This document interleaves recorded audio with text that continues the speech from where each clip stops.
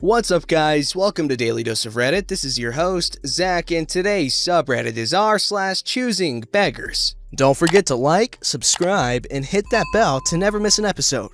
So this story's called Karen at Midnight. My very first job was at Jack in the Box. I was 17 and it was 1995. And one Thursday night, I was manning the fry station. It was a graveyard shift and it was getting close to bar rush. Chico, California is a college town with many bars. So I was getting ready for the 1 to 2 hour onslaught that was to follow. Now, after about 45 minutes in, it was pretty busy, but not too busy, so my shift leader asked me to stop the fry station and start with the night cleaning and he would take over on the fry station. Sounds good, I said. I would much rather be in the back doing the dishes and prep work because no one bothers me. When all of a sudden, I hear it over the headset in a shrill, "I demand to speak to your manager" voice. We all had one to hear orders from the drive-thru. "Yeah, I would like 200 tacos, please." They had, and still have, 2 regular tacos for 99 cents. I was freaked.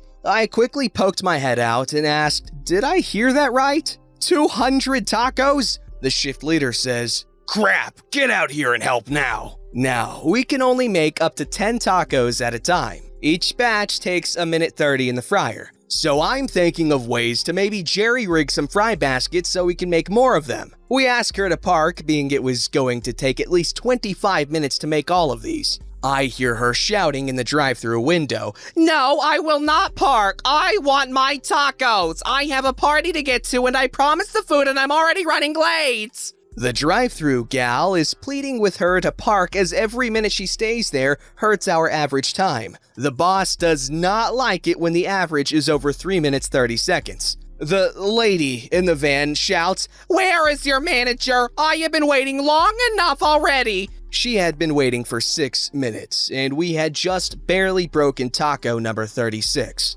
The shift leader goes to the window and asks her to calm down and that normally when these large orders are placed, they would be called in at least 30 minutes in advance. She once again yells in the window, "Well, I'll park over there, but if you are not ready in 10 minutes, I'll be right back here. And I demand a cheesecake for my trouble." The shift leader hands her a slice of cheesecake from the little fridge down below. This satisfies her for the moment and she continues to the parking lot. I'm standing there freaking out. At the moment, I'm the only one making these tacos, and putting the toppings on them when they immediately come up from the fryer is quite painful. Hot grease. I have lost all track of time at this point. There's lettuce and taco sauce everywhere. A couple rogue tacos were on the floor. I'm pumping them out as fast as I can. By the time I'm done making 10 tacos, the next 10 are done with the fryer. I put them in bags, dump the tacos on the prep area, put another 10 in, and continue. I guess it has been 10 minutes because Karen is now in the lobby at the counter. "Where the frick are my tacos? I've been here forever. Where are my damn tacos?" The shift leader approaches the counter. "They are almost done. Please be a little more patient. We will bring them all out to you as soon as we can." Remember, they are handling other orders while I'm taking care of these damn tacos and the bar rush is in full swing. Karen shouts again. "Well, hurry the heck up! You all are useless. I swear to God I'm gonna be here first thing in the morning to tell the manager what awful service I am getting." She then leaves back to her car. I'm still pumping tacos out. I lost count a long time ago. I have no idea how many more of these I have to make. When the shift leader says to me, "Whoa, Eric, you can stop now. You've made 20 tacos over." He asked me to run them out to Karen in the parking lot, then take my 10-minute break to cool off. I head out with several bags and head to her van. She looks at me and yells, "It's about freaking time! I've been here over an hour!" It had been just under 30 minutes. She swipes the bags like 5 at a time. She pulls one of the tacos out to eat it. Before she takes a bite, she looks at it, then goes nuclear. "I freaking told you no cheese! I am lactose intolerant and I told the guests of my party that I would bring them a lactose-free meal. I want a refund and you will make all of these over again with no cheese." I quickly run back in. Did she really say she didn't want cheese on our tacos? The shift leader looks puzzled and asks the drive-thru girl. She says no. The receipt doesn't say anything about no cheese, nor does the order screen. I sure as hell didn't hear no cheese over the headset. The shift leader and I head back out to her. He says calmly, "You never said anything about not wanting cheese on those tacos. I'm sorry, but there's nothing we can do and you are not entitled to a refund." She then goes nuclear again. "I know what I goddamn said. I said no fudging cheese. Now make me new tacos with no cheese, get me a refund, and I'm keeping these others just for wasting my time." The shift leader says, "I'm sorry, but you really didn't say anything about not wanting cheese. Every employee in there never heard no cheese over their headset. I can't give you a refund on such a large order as we didn't do anything wrong. Now I must ask you to leave as we have other customers to serve." She yells again, "How dare you! Do you know who I am? I'll have your job for this!" She quickly starts her van, throws it in reverse, and peels backwards, crashing into a trash can and almost hitting the shift leader. He heads back in and I take my 10-minute break, sucking down 2 cigarettes back to back before heading back in. I know, I was 17 and smoking at the time. I smoked since I was 13, don't judge. We finish the bar rush with no other issues and finish the shift. I head home. At around 11 a.m., I get a call from the main manager asking me for my side of what happened last night. I guess Karen had called me and told her that she had called in an order for 200 tacos a good 45 minutes before showing up for them, asking for no cheese over the phone. We made her wait for almost 2 hours and gave her cold food, also saying that everyone was cussing her out and being very disrespectful. I told her exactly what happened, and my story lined up with the shift manager, the drive-thru gal, the grill guy, and the guy that was there just for truck delivery. Nothing more happened. Karen was banned from not only our location, but we called other fast food chains in town, including our competitors, explaining what had happened the night prior. I don't know if she was banned from the other places, but definitely wasn't coming back at Jack in the Box in our town. This was in 1995 though, who knows what now. Yo, I'm sorry, this isn't really relevant. However, the smoking in 1995 thing made me remember those old commercials back from when I was a little kid. I don't know if it was just a Texas thing, but there was this little commercial, this duck guy, and there would be kids and they're smoking or chewing tobacco or something, and he would tell them, "Tobacco is foul," after something wacky happened. I don't know, I always liked the commercials. Let me know if you guys know them. I'm not sure if it was just a Texas thing or not, but it's pretty neato. Anyways, the story. Not much to say here other than Karen was being ridiculous, but that's common knowledge here. 200 tacos, that's insane. Are Jack in the Box tacos even that good? I don't know if I could trust someone buying 100 tacos, without calling ahead at least. That's ridiculous and just inconsiderate, man.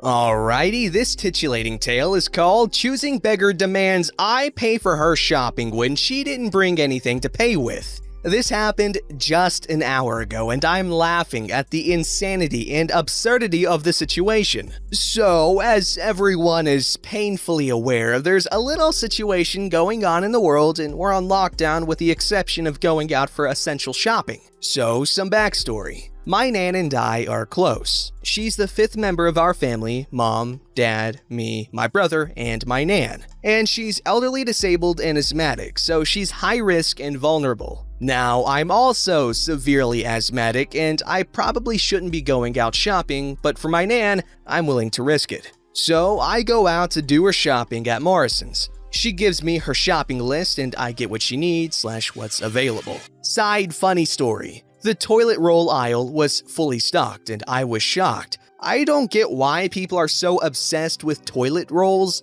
but if that's what people panic buy in this situation, at least future history lessons and exams will have ridiculous questions. And my grandkids in the future can ask about it and I can have a laugh. Anyway, on to the story. So, like at most stores, there's markings to help with social distancing and keeping people safe. So this choosing beggar started off by ramming me with her trolley while I was trying to scan my items and pay, and was invading my personal space. very rude. So I begin placing my items on the till and she's just glaring at me for some reason and muttering to herself about me hurrying up. I place the divider and go to start bagging my items. "I'm sorry, I didn't realize I had to rush for you." So as I'm bagging my items and about to pay, the cashier continues scanning strange items that I know I wasn't buying. I ask the cashier, "What's going on? Those aren't mine." And the cashier is confused, saying there's no divider. I look up and this choosing beggar has removed the divider and now her items were being scanned and added to my bill. I tell the cashier and she starts to remove the items and sort the mistake out. This is when the choosing beggar goes insane. "Excuse me, what are you doing?" I'm confused and tell her that her items were accidentally being scanned and thinking that the divider must have been buried in the shopping and didn't think it was a big deal as the cashier was apologetic and sorted it out. "You need to pay for my shopping." I'm just shocked and simply say, "What?" She glares at me. "My items were being scanned on your shopping, so you have to pay for them. And since you're paying for some now, you must buy my whole shopping." I give the cashier a look and am absolutely gobsmacked. "What makes you think I'm gonna buy your shopping?" She scoffs and continues on about how a few mistakes means I have to pay. I pay for my items and she still stood there expectantly waiting for me to pay for her shopping. I begin to walk away and she screams for me to come back. People are now staring, so I turn and say, "Lady, I don't know you and I don't have to buy your shopping for any reason." She then screams for security and feeds them some lie about me having to pay for her shopping. She called me over to ask what was happening and I told him. She then went on admitting she removed the divider thinking I wouldn't notice and I'd pay for her. Thankfully, the security guard just looked at her and told her the same thing I said, that I didn't have to. As I began walking away, she was screaming at the cashier saying she didn't have any cash or cards on her to pay and was demanding her to honor some expired coupons. I left before anything else, so I don't know how it ended. So this woman thought she was entitled to her shopping and I had to pay as she didn't have any way to pay for it. Honestly, how can you be so stupid to not bring a means of paying for shopping? I'm wondering if she tried it before and whether it worked on other people. I ain't buying someone else's shopping for no good reason. Thanks for reading and I hope you all have a wonderful day. Okay, honestly, what was she thinking? Because this obviously hasn't worked before. Because think about it, even if he didn't notice that he was paying for a bunch of other stuff that he didn't put up on there, how would she go about collecting the groceries that he paid for? Like, I don't understand how she thought this would work. Would she mug him in the parking lot or what? Because honestly, an annoying Karen screech is enough to hold me up. Like, I'd pay anything to shut one up. $5, $500, my car, a fart in the face, anything really. This story's called Mom Freaks Out Because Free LG Phone is Not a $1,500 Folding Phone. So let's start with a little backstory. My mother, the choosing beggar of this story, owns a now decade-old flip phone from late 2010 to early 2011. And it works, but barely. Like, you have to press the physical buttons multiple times to spell words, and the call feature, yes, the main point of a cell phone, doesn't always want to work, so we got her an LG Stylo 5 to replace it, and we surprised her with it. Here's where the sheer entitlement and pickiness kicks in. "Hey mom, we have a surprise for you. Close your eyes and hold out your hands." She sits up from untying her shoe and looks at me, closes eyes and holds out hands. I hand her a brand new 32GB LG Stylo 5. "Okay mom, you can open your eyes now." She opens her eyes and looks at the box. "What is it?" "Father and I thought that we would get you a new LG Stylo 5. So we know if you're crashed in a ditch somewhere." She gives a confused look. "This isn't what I wanted." He walks away, rolling eyes and sighing. "Just try it." "Mom, we are not getting you a $1,500 flip phone. Not even we have phones that nice." "I wanted a Motorola Razr, not this free piece of garbage." "Mom, we don't even have phones that nice. What on earth makes you believe that Dad and I can afford a phone that expensive?" "But I don't want it. I want the Motorola Razr." At this point, I'm starting to wonder if I fell asleep with my head on my keyboard again, or if this woman really just turned down a free, perfectly good phone because it didn't have a $1,500 price tag and it didn't flip open and closed. So I just walk over and set the phone on this kitchen counter, and then I pop it out of the box, and this is what follows. See, Mom? It's not that bad. Put it back! Okay. She picks up the box lid and slams it onto the box. Do you really hate it that much? Yes, it's not the one I wanted, and you know that! Why should I be forced to use something I don't want when you guys have $1,000 phones? I have barely said a word to her since, and this occurred at like 3:20, and I am kinda embarrassed and disgraced by her. I don't even want to look in her general direction. I figured I would share this to Reddit while it was still fresh in my mind. It's amazing how entitled and picky someone can be. Now, I'm gonna go ahead and clarify a few things in case you are wondering. I own a black Pixel 3 XL with 128 gigabytes of storage, and my father owns a black Samsung Galaxy S8 Plus with an unknown amount of storage. What I find interesting is that she has no issue at all using my phone or my father's. But when we get her one for her to use, she doesn't even want to look at it. This lady wants a Samsung Galaxy Watch Active 2 for her birthday, which requires the Samsung wearable app to work. You can just imagine how that would be pretty impossible based on her current phone. Anyways, thanks for listening, Reddit. I needed a place to tell this story and a place to rant about people entitlement. That's not a bad hook. That's pretty good. Don't forget to like, subscribe, and hit that bell to never miss an episode.